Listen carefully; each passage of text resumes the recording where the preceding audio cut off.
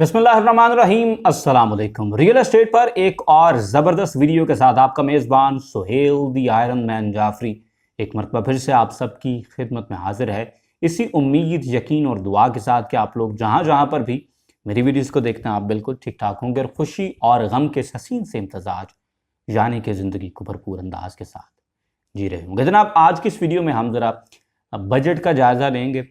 पिछले दिनों कुछ मसरूफियत की वजह से मैं बर वक्त तो ये वीडियो नहीं बना सका, लेकिन बेटर लेट देन नेवर। तो जनाब, आज हम इसको डिस्कस करते हैं कि बजट के मामलात में क्या सिचुएशन बनी है। तो बजट जनाब 3 हिस्से हैं जिनको हमने देखा है, जो 3 इश्यूज से वो काबिल तवज्जो थे, तो उनको बारी बारी डिस्कस करते हैं और एंड पर हम कोशिश करेंगे कि ये देखें कि ये तमाम तर मामलात कैसा है, क्या वाकई जो एक माहौल मार्केट में चीखें निकल गई हैं कुछ ऐसा हुआ भी है या कि नहीं। सबसे पहले जनाब विद होल्डिंग टैक्स की बात करते हैं। विद होल्डिंग टैक्स जो है वो यकीनन 1% से बढ़ा के 2% कर दिया गया है। अगर आप फाइलर थे, इससे पहले आप विद होल्डिंग टैक्स दे रहे थे अपनी प्रॉपर्टी के एक्सचेंज के ऊपर 1%, अब आपने देना है 2%। इसके साथ साथ जो नॉन फाइलर हैं उनका विद होल्डिंग टैक्स जो है वो 2% से बढ़ा के 5% तक कर दिया गया है। अच्छा, इसको पहले हम देख लेते हैं। देखिए, विद होल्डिंग टैक्स जो है मेरे नज़दीक वो 1% से 2% तक बढ़ा है। That's what it is. सबसे पहले इसको देखते हैं, क्योंकि नॉन फाइलर जो हैं I don't even want to entertain. वजह यह है कि सर, आप अगर करोड़ों रुपए की प्रॉपर्टीज जो हैं उनका कारोबार कर रहे हैं, इधर से उधर कर रहे हैं, उस पर पैसे कमा रहे हैं और आप इवन फाइलर भी नहीं हैं, तो मुझे तो ये बात समझ नहीं आती। It's unfathomable. दूसरा, इसके साथ साथ देखें कि जो आपका विदहोल्डिंग टैक्स है ये तो वैसे ही एडवांस टैक्स होता है। ये बात समझने की है, इससे पहले कि हम डर जाएं कि यार 1% से 2% कर दिया है, तो ये एडवांस टैक्स होता है। अगर साल के आखिर पर आपकी जो टोटल इनकम है उससे ज्यादा आपने टैक्स दे दिया है, तो ये विदहोल्डिंग टैक्स जो कि एडवांस टैक्स है ये तो वैसे एडजस्ट हो जाता है। फॉर एग्जाम्पल, टैक्स आपने दे दिया है जनाब 10 लाख रुपए, लेकिन जब आपके तमाम तर इनकम टैक्स के मामला आपने साल के एंड पे देखे, आप अपना टैक्स फाइल करने लगे, तो आपको पता चला कि यार जितनी मेरी इनकम है मुझ पे तो टैक्स होना चाहिए सिर्फ और सिर्फ 8 लाख रुपए। तो ये जो एडवांस टैक्स आपने दिया हुआ था विद होल्डिंग टैक्स की मद में, ये एडजस्ट हो जाएगा। आपके 2 लाख रुपए गवर्नमेंट की तरफ एडवांस चले जाएंगे। नेक्स्ट ईयर जब आपने अपना टैक्स पे करना है तो उसमें आपके ये 2 लाख रुपए एडजस्ट हो जाएंगे। तो ऐसा नहीं है कि this money is gone forever. ये जो एडवांस टैक्स है एडजस्टेबल होता है। अगर तो आपको टैक्स लग गया है उतना तो दैट्स फाइन, अब आपने मजीद कैश में टैक्स नहीं देना, आपका टैक्स ऑलरेडी पहुंचा हुआ है। दूसरी चीज कि अगर आपका टैक्स बनता ही पेड अमाउंट से कम था तो फिर ये एडजस्ट हो गया आपका टैक्स, आपने अगले साल के टैक्स में से वो अमाउंट माइनस कर देनी है। तो इस पे तो कोई ज्यादा मैं कहूँगा कि चीखने वाली बात नहीं होनी चाहिए। It's just advance tax. 1% से 2% हुआ है, 1% बढ़ा है, ऑफ कोर्स 1% बढ़ा है, लेकिन जितने हालात हैं उसके लिहाज से देखें तो इट्स फाइन। दुनिया भर में 5% तक भी विद होल्डिंग टैक्स है बाय द वे, तो ये कोई इतना ज्यादा टैक्स नहीं है। दूसरी बात, कैपिटल गेन टैक्स की बात हुई है। कैपिटल गेन टैक्स जो है उसकी जो मियाद थी उसको 4 साल से 6 साल तक एक्सटेंड कर दिया गया है।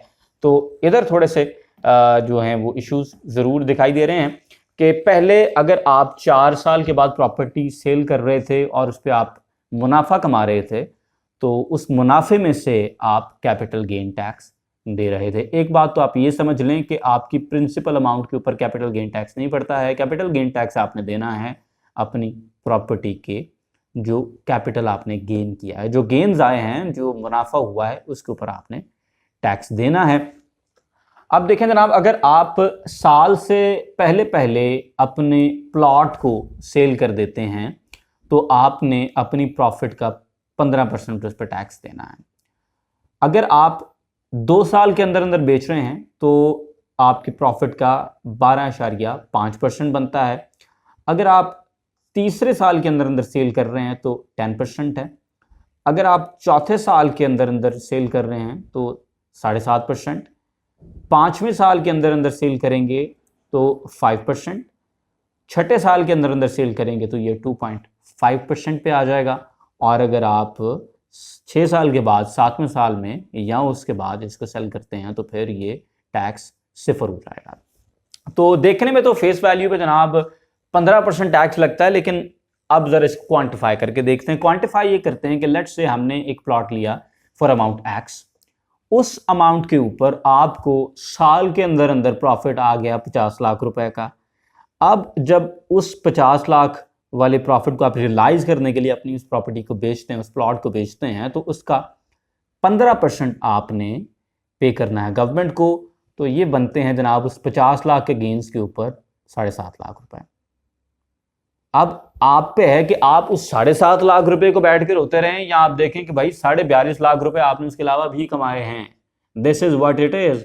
तो ऑफ कोर्स अगर साल के अंदर अंदर आप 50 लाख रुपए कमा रहे हैं, लेट्स से प्लॉट वो आपका 70 लाख रुपए का था, 70 लाख पे साल के अंदर अंदर सर अगर आप 50 लाख रुपए ऊपर कमाएंगे तो उसके ऊपर आपने 7.5 देने हैं और 42.5 lakh you still get to keep. इसके साथ साथ जनाब जो तीसरी चीज है वो नई मुतारिफ करवाई गई है और वो है deemed rental income with holding tax. Normal चीज थी इससे पहले। इसके साथ साथ जो कैपिटल गेन टैक्स है वो आप कहें कि वो आप पहले भी दे रहे थे, वो सिर्फ 2 साल की मियाद उसके अंदर बढ़ी है। और तीसरी चीज जो है उसको अगर हम देखें वो है deemed rental income. Sir deemed rental income यह है कि चाहे आपके पास एक प्लॉट है लेकिन क्योंकि वो इमूवेबल प्रॉपर्टी है तो उस प्रॉपर्टी के अंदर जो भी उसकी FBR वैल्यू है, यहां पर दो चीजें समझने की, एक होती है एक्चुअल मार्केट वर्थ, एक होती है FBR वर्थ। जो एक्चुअल मार्केट की वर्थ होती है वो FBR वैल्यू से काफ़ी ज़्यादा होती है और इस वजह से उनके ऊपर जो टैक्सेस होते हैं ऑफ कोर्स वो एक्चुअल वैल्यू से कम ही लग रहे होते हैं। तो जो FBR वैल्यू है, लेट्स से एक प्रॉपर्टी अराउंड अगर 30 करोड़ रुपए की है ना, तो उसकी FBR वैल्यू हार्डली 10 करोड़ रुपया बन रही होती है। This is what it is, क्योंकि मार्केट के अंदर स्पेकुलेशंस होती हैं, मार्केट इतनी ऊपर ड्राइव हो जाती है कि वो चीज़ एक्चुअली बहुत महंगी हो जाती है, लेकिन जो FBR की वैल्यू है, जो DC रेट्स हैं, वो वहीं पर रहते हैं। उसमें आप ये देखें कि सबसे पहले जो आपका अपना घर है, एक घर आपका आपके लिए एग्जेम्प्टेड है। उस अपने एक घर के बाद अगर आपके पास 2.5 करोड़ की प्रॉपर्टी है तो वो पहला 2.5 करोड़ भी एग्जेम्प्टेड है। और 2.5 करोड़ FBR वैल्यू की बात हो रही है, एक्चुअल वैल्यू की नहीं। एक्चुअल वैल्यू हो सकती है उसकी 10 करोड़ के आसपास हो, लेकिन जो उसकी FBR वैल्यू है वो 2.5 करोड़ अगर है तो फिर वो प्रॉपर्टी भी एग्जेम्प्टेड है। उस 2.5 करोड़ के बाद आपके पास जितनी भी FBR वैल्यू की प्रॉपर्टी है वो अगर लेट्स से 1 करोड़ रुपए की बन रही है तो उस 1 करोड़ की प्रॉपर्टी का 5% डीम होगा कि ये इसकी रेंटल वैल्यू, रेंटल इनकम आपको आ रही है। चाहे वो प्लॉट है, चाहे वो घर है, चाहे वो फ्लैट है। उस ऊपर वाले 1 करोड़ रुपए के ऊपर ये तसव्वुर होगा कि 5% रेंट आ रहा है और उस 5% का 20% जो है वो आपसे गवर्नमेंट डिमांड कर रही है, जिसका मतलब ये बनता है कि जो आपका ऊपर वाला 1 करोड़ रुपया था, पहले 2.5 करोड़ वाली वैल्यू के बाद जो इवैल्यूएशन हुई उसमें आपने देखा कि जनाब 1 करोड़ रुपया आपकी FBR वैल्यू जो है वो 2.5 करोड़ से ऊपर है, तो उस 1 करोड़ का 1% आपने सालाना टैक्स देना है। Now this is a big hit by the way, और ये हिट जो है ये सिर्फ और सिर्फ प्लॉट्स पे नहीं आ रही, ये हिट जो है सिर्फ और सिर्फ फाइल्स पे नहीं आ रही, ये हर तरह की प्रॉपर्टी पे आ रही है। चाहे आपके पास घर हो, चाहे आपके पास फ्लैट्स हो, या आपके पास ओपन प्लॉट्स हो, ये तमाम तरह चीज़ों के ऊपर है। तो ये जनाब ओवरऑल सिचुएशन थी, 3 पॉइंट्स डिस्कस करने वाले थे। अब जरा मेरा पॉइंट ऑफ व्यू इस पे ले लें तो मेरे नज़दीक बाय द वे ये कोई ओवर द टॉप टैक्सेस नहीं है। दुनिया भर में विद होल्डिंग टैक्स 5% तक लग रहा है। दुनिया भर में रियल एस्टेट जो है वो थोड़े पैसे के साथ इवन मुमकिन ही नहीं हो पा रही होती, क्योंकि वहाँ पर मॉर्गेज के सिस्टम में आपने घर लेने हैं, प्लॉट्स के अंदर इस तरह से पैसे होते नहीं हैं बाहर, तो कॉलोनियों का इस तरह से वहाँ पर रुझान नहीं है।